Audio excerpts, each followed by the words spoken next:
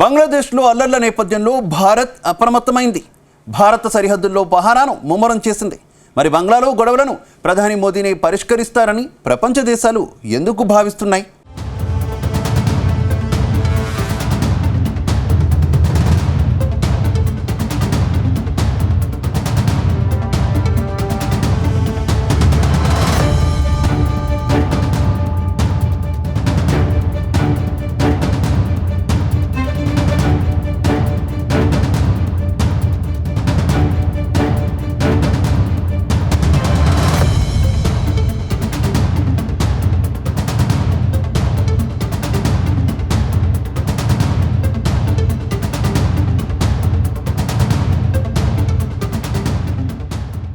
బంగ్లాదేశ్లో కల్లోల పరిస్థితి నెలకొన్న వేళ భారత్ అప్రమత్తమైంది. ప్రధాని నరేంద్ర మోదీ నేతృత్వంలో భద్రతా వ్యవహారాల కేబినెట్ కమిటీ సమావేశమై పలు కీలక నిర్ణయాలు తీసుకుంది. ఈ మీటింగ్లో హోంశాఖ మంత్రి అమిత్ షా, రక్షణ శాఖ మంత్రి రాజ్నాథ్ సింగ్, విదేశాంగ శాఖ మంత్రి ఎస్ జయశంకర్, ఆర్థిక మంత్రి నిర్మలా సీతారామన్ పాల్గొన్నారు. వీరందరికీ సీనియర్ అధికారులు బంగ్లాలో పరిస్థితిని వివరించారు. అటు బంగ్లాదేశ్ సరిహద్దుల్లో పహారాను ముమ్మరం చేశారు. మేఘాలయలో అంతర్జాతీయ సరిహద్దు వెంబడి కర్ఫ్యూ విధించారు. రాత్రి నుంచి బంగ్లాదేశ్తో అంతర్జాతీయ సరిహద్దులో కర్ఫ్యూ విధించారు. ఈ కర్ఫ్యూ 0 పాయింట్ నుంచి లేదా అంతర్జాతీయ సరిహద్దు స్తంభం నుంచి భారత భూభాగం లోపల 200 మీటర్ల వరకు ప్రతిరోజు ఉదయం 6 గంటల నుంచి సాయంత్రం 6 గంటల వరకు అమలులో ఉంటుంది. మేఘాలయ మాత్రమే కాకుండా బెంగాల్, అస్సోం సరిహద్దుల్లో కూడా హై అలర్ట్ ప్రకటించారు. మరోవైపు బంగ్లాదేశ్లో ప్రస్తుతం ఉన్న పరిస్థితి దృష్ట్యా అక్కడ ఉన్న తమ కార్యాలయాలు ఆగస్టు 7 వరకు మూతపడతాయని Life Insurance Corporation of India తెలిపింది.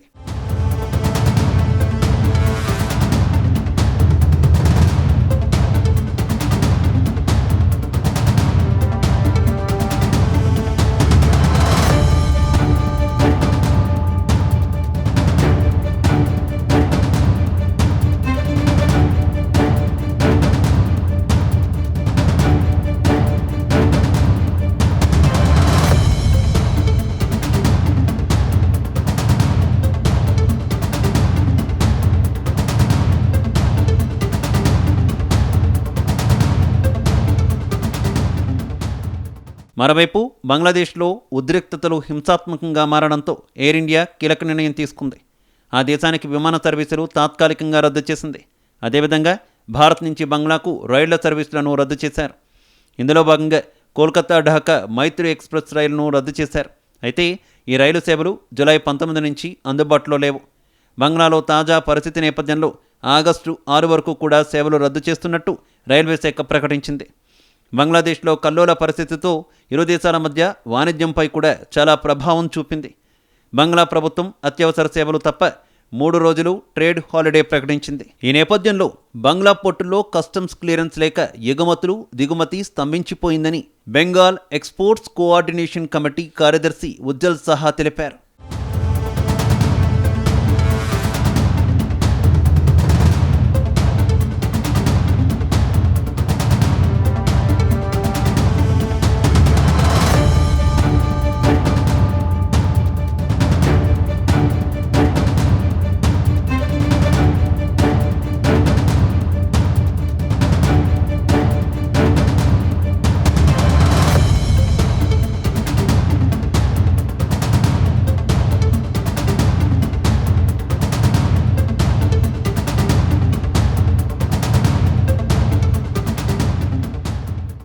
ఇక రాజకీయ సంక్షోభంలో చిక్కుకున్న బంగ్లాదేశ్కు ఇప్పుడు భారత ప్రధాని మోదీ పెద్ద దిక్కులా కనిపిస్తున్నారు. ప్రస్తుత పరిస్థితుల్లో ప్రధాని మోదీయే పెద్దన్న పాత్ర పోషించనున్నట్టు తెలుస్తుంది. ప్రపంచ దేశాలు కూడా ఇప్పుడు మోదీ వైపే చూస్తున్నారు.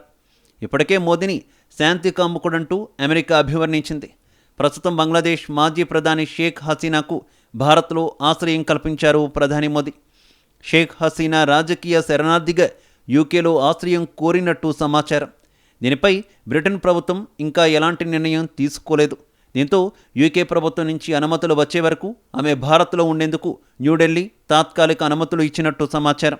ఈ సమయంలో హసీనాకు భారత్ సంస్థాగతంగా పూర్తి సహకారం అందించనుంది. మరోవైపు రష్యా ఉక్రెయిన్ మధ్య హోరాహోరీ యుద్ధం విషయంలో తటస్థంగా ఉన్నారు. 2 దేశాలతోనూ స్నేహభావాన్ని కొనసాగిస్తున్నారు. ఇప్పటికీ రష్యాలో పర్యటించిన మోదీ ఈ నెల చివరిలో ఉక్రెయిన్లో పర్యటించనున్నారు.